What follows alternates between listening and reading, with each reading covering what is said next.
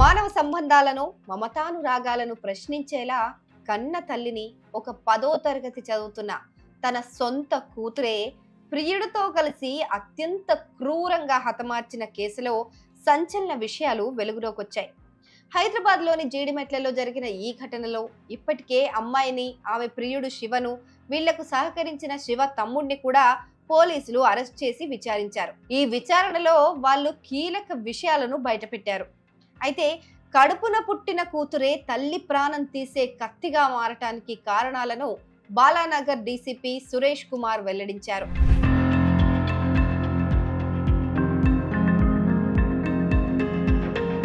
హత్యకు గురైన తల్లి అంజలికి నిందితురాలు మొదటి భర్త కుమార్తె. తనను సరిగ్గా చూసుకునేది కాదని, చిన్న కూతురిని మాత్రం బాగా చూసుకునేదని, తనను మాత్రం చిత్రహింసలు పెట్టేదంటూ పోలీసుల విచారణలో నిందితురాలు చెప్పుకొచ్చింది. దీంతో ఇద్దరి మధ్య చాలాసార్లు గొడవలు జరిగినట్లు కూడా తెలుస్తోంది. ఈ గొడవలు ఎంతవరకు వెళ్ళాయంటే ఆ అమ్మాయి 7వ తరగతి చదువుతున్న సమయంలోనే తన తల్లిపైన పోలీసులకు కంప్లైంట్ చేసిందంట. తన తల్లితో ఉండలేనని, తనను ఇబ్బంది పెడుతోంది అంటూ కంప్లైంట్ చేసి మరి కొద్ది రోజులు ఆర్ఫన్ హోమ్ లో కూడా ఉందని పోలీసులు తెలిపారు. ఈ అమ్మాయి ఒక 3 సంవత్సరాల క్రితం 7th క్లాస్లో ఉన్నప్పుడు పోలీస్ స్టేషన్కి వచ్చి తల్లి మీదనే కంప్లైంట్ చేసి నేను ఉండను ఈ వీడితోటి అని చెప్పేసి హోమ్లో ఉన్న మాట కూడా వాస్తవం. అది కూడా జరిగింది. ఈ అమ్మాయి మా ఇంటరాగేషన్లో కూడా దాదాపుగా మీరు చెప్పిన పాయింట్లన్నింటినీ కూడా ఏకీభవిస్తూ ఈ అమ్మాయి చెప్పిన పాయింట్లు నన్ను ఎక్కువగా కొడుతూ ఉండేది అనేది, నన్ను ప్రేమగా చూసుకోలేదని నాకు అనిపించింది అని కూడా అమ్మాయి చెప్పడం జరిగింది. ఆ తర్వాత మళ్ళీ ఇంటికి వచ్చి తల్లితో ఉంటున్న ఈ అమ్మాయి ప్రస్తుతం 10వ తరగతి చదువుతోంది. అయితే ఈమెకు 8 నెలల క్రితం ఇన్స్టాగ్రామ్ ద్వారా శివ అనే 19 ఏళ్ల అబ్బాయితో పరిచయం అయింది. ఈ పరిచయం కాస్త ప్రేమగా మారి ఇద్దరు గాఢ ప్రేమలో మునిగిపోయారు. చాట్ చేసుకోవడం, ఫోన్లు మాట్లాడుకోవడం, అప్పుడప్పుడు బయట కలవడం చేస్తున్నారు. ఈ విషయం తల్లి అంజలికి తెలియటంతో కూతురిని కొంచెం గట్టిగానే మందలించిందట. ఈ వయసులో ప్రేమేంటని, చదువుకోవాలని బుజ్జగించిందట. అయినా సరే వాళ్ళు మాత్రం ప్రేమ వ్యవహారం కంటిన్యూనే చేశారు.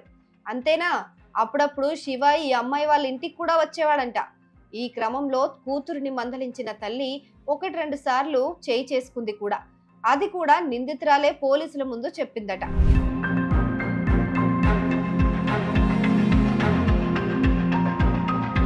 అయితే తల్లిపై ముందు నుంచి ఉన్న కోపం, ప్రేమకు అడ్డు చెప్తూ ఉండటం, కొడుతూ ఉండటంతో తీవ్రమైన ద్వేషం పెంచుకుంది ఈమె.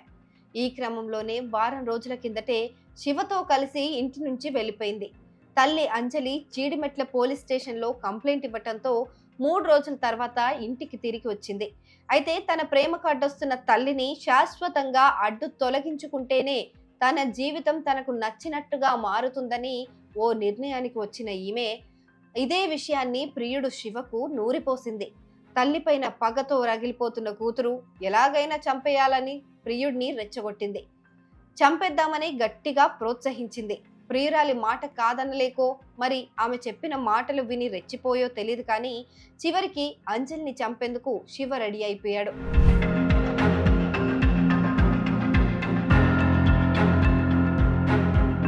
ముందే వేసుకున్న పథకంలో భాగంగా సోమవారం సాయంత్రం నల్గొండ నుంచి ప్రియుడు శివను రప్పించుకుంది నిందితురాలు. ఇంట్లో అంజలి పూజ చేస్తూ ఉండగా ఇదే మంచి తరుణం అనుకుంది. కానీ చెల్లి ట్యూషన్ నుంచి తిరిగి వచ్చే సమయం కావటంతో ఆమెను గల్లీలోనే ఆపి అమ్మ చెప్పిందని చెప్పి ఎవరో ఒక ఆంటీని తీసుకురమ్మని అటు నుంచి అటే పంపించేసింది. ఇక ఆ సమయంలో తల్లిని అత్యంత క్రూరంగా చంపేసింది. తన చున్నీని తల్లి గొంతుకు బిగించి ఊపిరాడకుండా చేసింది. శివ వెనక నుంచి వచ్చి తలపైన బలంగా కొట్టాడు. అదే సమయంలో శివ తమ్ముడు కూడా కత్తితో అంజలి పీక కోసేశాడు. గిలగిలా కొట్టుకుని కాసేపటికే కదలకుండా పడిపోవటంతో చనిపోయిందని శివ అతని తమ్ముడు వెళ్ళిపోయారు.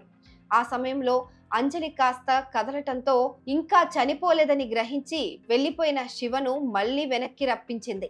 శివ కదలకుండా పట్టుకుంటే నిందితురాలు తలపైన సుత్తితో కొట్టింది. పూర్తిగా చనిపోయిందని గ్రహించిన తర్వాతే నిందితులు అక్కడి నుంచి పరారయ్యారు. అయితే 20 నిమిషాల తర్వాత చెల్లి ఇంటికి తిరిగొచ్చింది. అప్పటికే కిచెన్లో తల్లి అంజలి స్పృహ లేకుండా రక్తపు మడుగుల్లో పడి ఉండటం చూసి ఆ అమ్మాయికి ఏమైందో తెలియక భయంతో వణికిపోయింది. కేకలు వేయటంతో ఇరుగు పొరుగు వాళ్ళొచ్చి చూస్తే అసలు విషయం వెలుగులోకి వచ్చింది.